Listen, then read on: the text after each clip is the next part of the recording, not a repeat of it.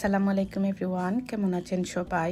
আশা করি সবাই অনেক ভালো আছেন। চলে আসলাম নতুন একটি ব্লগ নিয়ে, আশা করি সবার কাছে ভালো লাগবে। তো আজকে আমি মূলত বাইরে এসেছি কিছু শপিং করতে, কারণ হুটহাট প্রিপারেশনেই বাসায় মেহমান আসবেন। যদিও মেহমান না আসলে পরিবারের মানুষই আসবেন, তো আমাদের তো এখানে খুব একটা কেউ নেই, মানে নিজের একদম ভাই বোন ওনার তরফ থেকেও নেই, আমার তরফ থেকেও নেই। তো ফাইনালি অনেক দিন পর আসলে আমার যা বেলজিয়াম থেকে আসবেন। আমরা তো অনেক এক্সাইটেড আসলে বলবো কি, নিজের আপনজন কেউ আসলে, কাছের মানুষ আসলে আসলে এমনিতেই মন থেকে অনেক খুশি চলে আসে। তো আমি একটু বাইরে বের হয়েছি টুকটাক শপিং করতে। আসলে মন থেকে ইচ্ছে ছিল অনেক বেশি সব কিছু সুন্দর করে করব, কিন্তু এমন হুটহাট প্রিপারেশনে যেহেতু উনিও আসছেন, আগে থেকে জানা ছিল না। তো আগের দিন আমাদের আসলে আমার এক কাজিনের বাসায় দাওয়াত ছিল, তো সেই ব্লগটা আমি আগের ব্লগে আপলোড করেছিলাম। আর এর পরের দিন আমার কলেজের অ্যাডমিশন ছিল, তো এই ডেটটা আসলে কোনো রকমেই মিস করা পসিবল ছিল না। তো পুরোটা দিন কেটে যায় মানে আমার অ্যাডমিশন ক্লাসে। তো তারপর আমি সন্ধ্যার পর ক্লাস থেকে বাসায় যাই, একটু খাওয়া দাওয়া করি, তারপর আবার শপিংয়ে চলে আসি। যেহেতু বাসায় মেহমান আসলে আসলে দেখা যায় টুকটাক তো শপিং করতেই হয়, মানে খাবার দাবার বলেন আর প্রয়োজনীয় জিনিস তো টুকটাক নিতেই হয়। আর যেটা বলছিলাম, আসলে আমি তো উনি আসবেন শুনে আসলে খুবই এক্সাইটেড ছিলাম, কারণ উনার আমার ফার্স্ট টাইম মিট ছিল, মানে আমরা আগে কখনো কেউ কাকে দেখিনি। তো বিয়ের পর আসলে সবার আসলে হাজবেন্ডের দেশে চলে গিয়েছি, মানে যেখানে আসলে হাজবেন্ড সেটেল। তো আজকে এখন প্রথমবার দেখা হবে, আর সেই এক্সাইটমেন্টে আমার তো অনেক কিছু করার প্ল্যান ছিল, কিন্তু ওই যে সময় এত স্বল্প ছিল আমার হাতের কাছে, কোনো কিছু ইচ্ছে থাকলেও করতে পারিনি। তো এখানে আমি মেইনলি সেন্সবাড়িতে এসেছিলাম কিছু ডিশ নেওয়ার জন্য, কিন্তু এই ডিশটা আমার রেগুলার ইউজিংয়ের জন্য খুবই পছন্দ হয়েছিল, কিন্তু আমি রেগুলার ইউজিংয়ের জন্য কোনো কিছু নিতে আসিনি। একটু সুন্দরের মধ্যে কয়েকটা ডিশ নেওয়ার জন্য এসেছিলাম, যেগুলো আসলে মিডিল ডিশ হিসেবে ইউজ করব। কিন্তু এখানে মিডিল ডিশের খুবই অভাব ছিল, আর একদম প্লেন ছিল, মানে একদম মন মতো হচ্ছিল না আসলে। একদিকে হলে একদিকে হচ্ছিল না, কিন্তু প্রাইস খুবই রিজনেবল প্রাইসে ছিল, আর অনেক ভ্যারাইটিস ছিল, মানে অনেক ধরনের কালার এখানে ছিল। তো যাই হোক, এখানে একটা ট্রে দেখলাম, এটা এত বড়, আমার মনে হয়েছিল বড় কোনো পার্টিতে মানে রোস্ট দেওয়ার জন্য বেশি মানুষের জন্য একদম পারফেক্ট। যদিও আমার আসলে এই ধরনের ডিশের প্রয়োজন নেই, আর আপনাদের সঙ্গে শেয়ার করার কারণ আপনাদের সঙ্গে এক সুযোগে শেয়ার করা হয়ে যাবে, মানে আমাদের এখানে কীরকম ডিশগুলো পাওয়া যায়। যদিও সেন্সবারি মোটামুটি রিজনেবল প্রাইসের মধ্যেই সেল করে, তারপরও আসলে দেশের তুলনায় একটু এক্সপেন্সিভই পড়ে যায়। ওই তুলনায় আসলে ততটাও সুন্দর না, তবে আমাদের এখানে আসলে এই ধরনের ডিশগুলাই বেশি চলে। তো তারপর আমি আরও কিছু টুকিটাকি শপিং করে বাসায় চলে আসি। আসার পর প্রথমেই যে কাজটা করব, আসলে হাতে যেহেতু একদমই সময় নেই, তো আমি কেকটা তৈরি করে নিব। আমার হাতের কেক আসলে আমি খুব একটা কাউকে খাওয়াতে পারিনি, কিন্তু আমার খুব ইচ্ছে আসলে কেউ বাসায় আসলে তৈরি করে খাওয়াবো। তো স্পেশাল মানুষের জন্য তো স্পেশাল কোনো কিছু করতে এমনিতেই ভালো লাগে আসলে। তো আজকে যেহেতু যদিও হাতে ওভাবে সময় নেই, আর কেক তৈরি করতে অনেক সময়ের প্রয়োজন, তারপরও আসলে আমি প্রথম দিকে চেষ্টা করছি যাতে কেকটা বেক দিয়ে দিই, তাহলে আমার কাছে একটু ঝামেলা কমই হবে। এখানে আমি 4টা এগ নিয়েছি, নিয়ে বাইরের অংশটাকে আমি একটু বিট করে নিয়েছি। তো প্রথমে আমি এই বোলটাতে ট্রাই করেছিলাম, কিন্তু আমার কাছে মনে হচ্ছিল ওভারলোড হয়ে যাবে, তো তার জন্য আমি চেঞ্জ করে ফেলি। এই কেকের জন্য এই বোলগুলা খুবই পারফেক্ট, এই প্লাস্টিকের বোলগুলা, এগুলাতে খুবই সুন্দর বিট করা যায়। আমার কাছে অনেক ধরনের বোলই রয়েছে, কিন্তু আমি কোথাও আসলে কোনো ধরনের বোলে খুব একটা কেক বেক দিতে কমফোর্টেবল বা কেকের ব্যাটার তৈরি করতে কমফোর্টেবল না। তো এই বোলগুলো অনেক কাজে আসে আমার কেক তৈরি করতে। আর গ্লাসের বোলে আসলে ইলেকট্রিক বিটার দিয়ে কাজ করাও যায় না। তো প্রথমে আমি বাইরের অংশটাকে ভালো করে বিট করে ভিতরের একটা দিয়ে কিছু সময় ভালো করে একটা ফোম তৈরি করে নিয়েছি, 7 থেকে 8 মিনিটের মতন। তারপর আমি এখানে পরিমাণ মতো সুগার একটু একটু করে আমি 1 কাপ সুগার দিয়েছি, 4টা এগে 1 কাপ সুগার দিয়ে একটু একটু করে বিট করে নিয়েছি। দিয়ে 1/2 কাপ তেল দিয়ে ভালো করে মিক্সারটা তৈরি করে নেওয়ার পর এখানে কোকো পাউডার আর ফ্লাওয়ার, 1/2 কাপ ফ্লাওয়ার, 3 চামচ বা 4 চামচ কোকো পাউডার দিয়েছি। তারপর বেকিং পাউডার দিয়েছি 1/2 চামচ দিয়ে, এই তো আমি ব্যাটারটা তৈরি করে নিয়েছি। আসলে যতটুকু কেকটা আপনি যত বড় তৈরি করার জন্য প্ল্যান করবেন, ততটুকু পরিমাণেই আপনি ব্যাটারটা দেওয়ার চেষ্টা করবেন, মানে ততটুকু ইনগ্রিডিয়েন্ট দিবেন। তো আমার কেকের জন্য এরকম একটা মোল্ড ইউজ করেছি, এটা 1 পাউন্ড হবে না, 2 পাউন্ডের একটা মোল্ড আমি ইউজ করেছি। তো আমার প্রথম দিকে আসলে প্ল্যান ছিল 1 পাউন্ডের মোল্ডে আমি কেকটা বেক দিব, তারপর প্ল্যানটা চেঞ্জ করি যেহেতু মানুষের পরিমাণ একটু বেশি হবে। তো তারপর ভাবলাম যে সবাই আসলে কেকটা হ্যান্ডমেড কেকটা পছন্দ করেন, তারপর আমি 2 পাউন্ডের কেক মোল্ডে আসলে কেকটা বেক দেই। আর এদিকে আমি রান্নাও বসিয়ে দিয়েছি। প্রথমে গরুর মাংসটা হতে যেহেতু একটু সময় লাগে আর সবকিছু যেহেতু রাত্রের দিকেই রান্না বসাচ্ছি, তো ভাবলাম আগে গরুর মাংসটা বসিয়ে দেই। আর মেহমান আসলে প্রথম দিকে প্ল্যান ছিল আমার যাই শুধুমাত্র আসবেন, তারপর আমার বাগিনার বউ আসার কথা ছিল ওনার বাচ্চাদেরকে নিয়ে, কিছুদিন আগে থেকেই আমাদের প্ল্যান ছিল। তো ওনাদেরকেও বলে দিয়েছি যে একসঙ্গে চলে আসতে। তারপর শেষের দিকে আমার 2 ননাসও আসবেন বলেছেন, জানিয়েছেন মানে।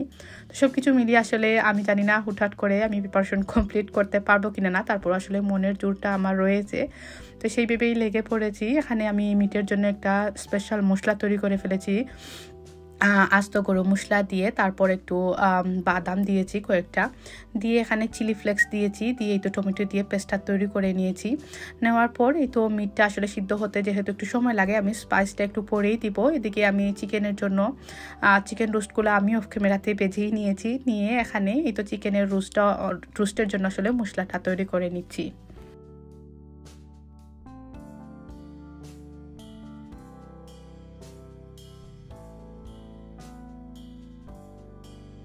আর আরেকটা এক্সপিরিয়েন্স আসলে এই প্রথমবার আমার হবে, আমি কখনো আসলে 15-16 জন বা 20 জনের মতো জন্য আমি রান্না করিনি। এই প্রথমবার আমার বাসায় আসলে কাউকে 15-20 জনের জন্য দাওয়াত দিয়েছি, যদিও আসলে এগুলা খুবই সচরাচর সব জায়গায় আসলে মানুষ এভাবে যাওয়া আসা করে, কিন্তু আমার জন্য একটু নিউ এক্সপিরিয়েন্স। তো সেই ভেবে আসলে রান্না কেমন হবে আমি তো খুবই দুশ্চিন্তা করছিলাম যে সব কিছু এই সময়ের মধ্যে ঠিকঠাক করতে পারবো কিনা না। তো এখানে রোস্টের জন্য আসলে আমি মশলাটা কষিয়ে নিয়েছি, পেঁয়াজ আদা রসুন সব কিছু গরম মশলা দিয়ে রোস্টের যে আসলে একটা মশলা আমি তৈরি করে রেখেছিলাম আগে থেকেই, সবসময় আমি ইউজ করি। তো সেই মশলাটা দিয়ে দিয়েছি আর ঘর থেকে অল্প অল্প করে সব ধরনের স্পাইস ইউজ করেছি, শুধুমাত্র চিলি ফ্লেক্সটা ছাড়া। আর চিকেনগুলোকে আসলে খুবই আমি রেগুলার সাইজের মতন করে কাটিয়ে এনেছি, কারণ দেখা যায় বেশি মানুষের সঙ্গে একসঙ্গে আসলে তো রোস্ট তৈরি করাও ঝামেলা, আর সবাই কিন্তু রোস্ট খুব একটা পছন্দ করে যে বড়রা আসলে আমরা খাই তা কিন্তু না, তবে বাচ্চাদের জন্য আসলে রোস্টটা খুবই পারফেক্ট একটা ডিশ হয়ে যায়। তো এখানে কিন্তু আমি বাদাম তারপর টক দই দিয়ে আমি একটা পেস্ট তৈরি করে নিয়েছিলাম, সেটাও দিয়ে ভালো করে কষিয়ে নিয়েছি। আর এখানে অল্প একটু করে দুধ দিয়ে দিয়েছি, এই দুধের মধ্যেই চিকেনটা সিদ্ধ হয়ে যাবে। তো আমি চিকেনটা প্রেফার করি আসলে ভালো করে সিদ্ধ করে নিতে, আর ভিতরে যাতে মশলাটা যায় সেদিকে আমি একটু খেয়াল রাখি। তো এখানে একটু নামানোর কিছু সময় আগে গুঁড়ো দুধ দিয়ে দিয়েছি, আর দিয়ে এখানে কয়েকটা কিশমিশ তারপর ঘি এগুলা দিয়ে দিব। কাঁচামরিচও নামানোর আগে 2টা কাঁচামরিচ দিয়েছি, যদিও আমি পেস্ট তৈরি করার সময় কিন্তু কাঁচামরিচ দিয়েই ব্লেন্ড করে নিয়েছিলাম। আর আজকে কিন্তু আমি সব রান্নাই হাফ ডান করে রেখে দিব, পরের দিন সকালে গরম করলে রোস্টের মশলাটা একদম ঠিক হয়ে যাবে। তো এদিকে আমি মিটের যে স্পেশাল মশলাটা তৈরি করে রেখেছিলাম সেটাও দিয়ে দিয়েছি। এই মশলাটা দেওয়ার পর সত্যি বলতে আজকের মিটটা একদম অসাধারণ হয়েছিল খেতে। আর আমি কিন্তু এখানে সাতকরা দিয়েছিলাম, সিলেটের আমরা সবাই তো পছন্দ করি সাতকরা, যদিও এটা আমি ক্যামেরাতে আসলে রেকর্ড করতে পারিনি। আর এই তো সব ধরনের স্পাইস দিয়ে দিয়েছি, মিটে আসলে যে কয়েক ধরনের স্পাইস দেওয়া যায় এগুলা দিয়ে এই তো আমি ডেকে রেখে দিব মিটটা কুক হতে আসলে যত সময় লাগবে।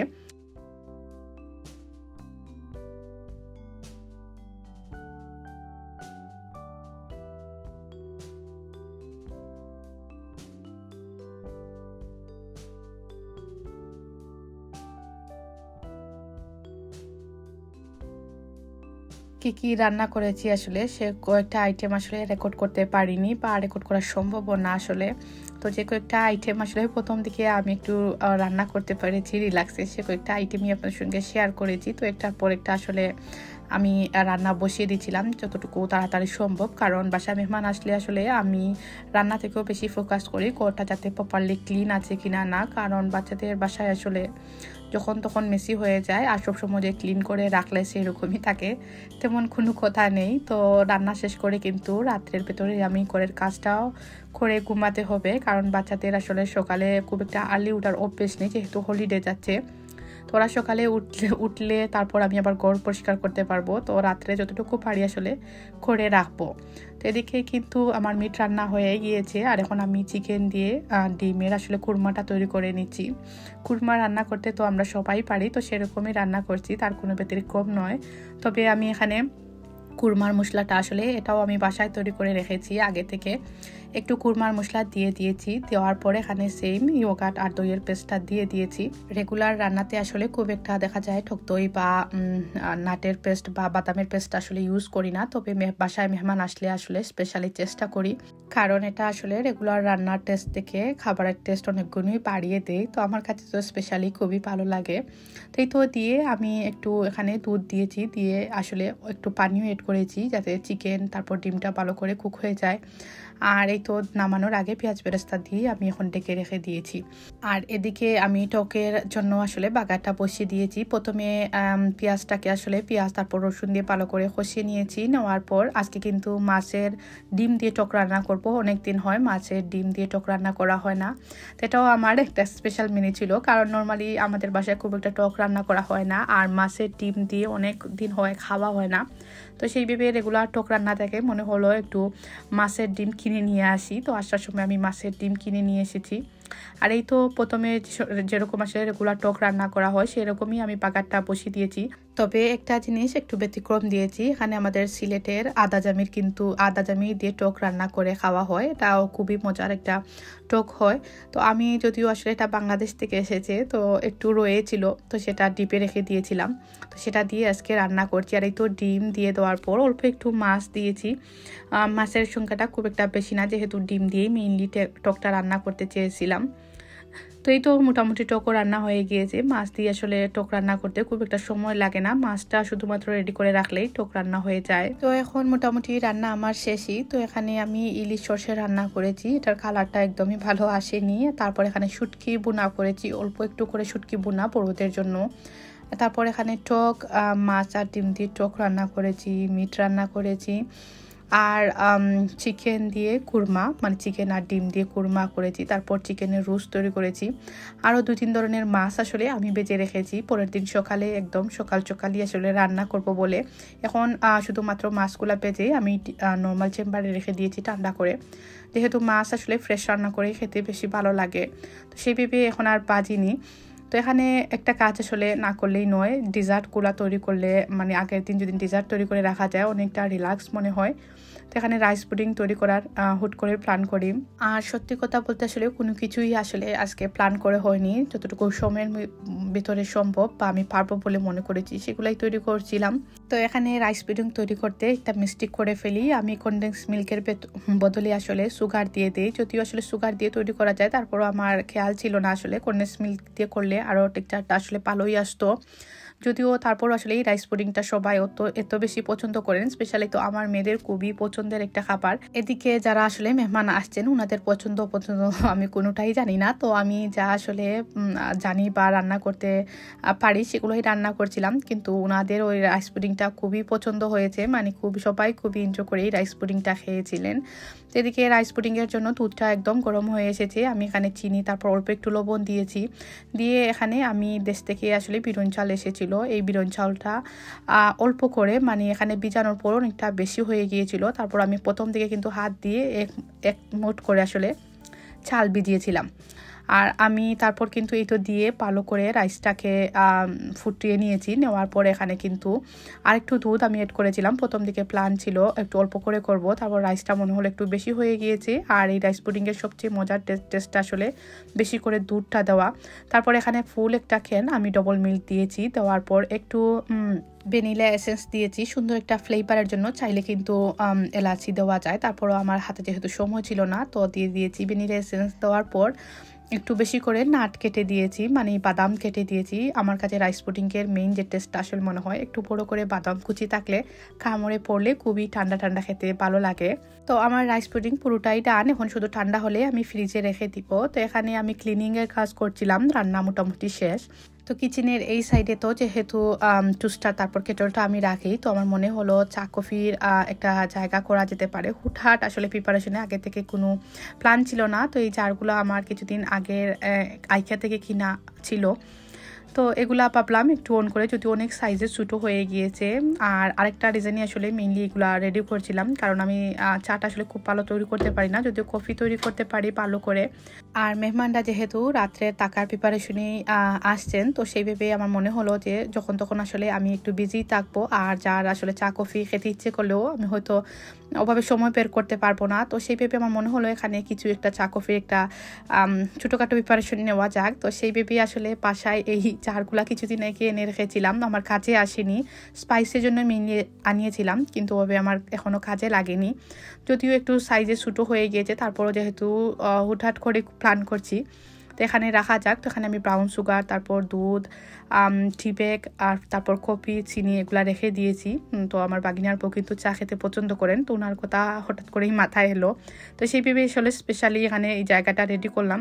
তো তৈরি করার পর আসলে আমার কাছে মনে হলো এই আইডিয়াটা খুবই ভালো ছিল, পরের দিনও আসলে অনেক হেল্প করেছিল এই জায়গাটা আগে থেকে রেডি করে রাখার জন্য। তো কিচেন মোটামুটি ক্লিনিং করা ডান, এখন মনে হলো আরও দুইটা কাজ আমাকে এগিয়ে রাখলে আরও ভালো হবে। তো সেই ভেবে এখানে আমি বাচ্চাদের জন্য জেলি তৈরি করছিলাম।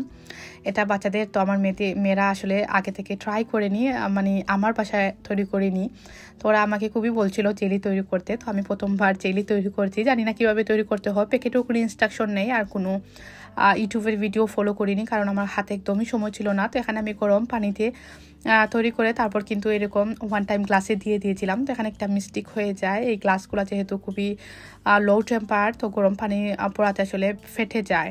তো এটা আসলে আমার মাথায় আগে থেকে আসেনি, আর যেহেতু প্রথমবার ট্রাই করছিলাম, এক্সপিরিয়েন্সটা খুবই বাজে ছিল।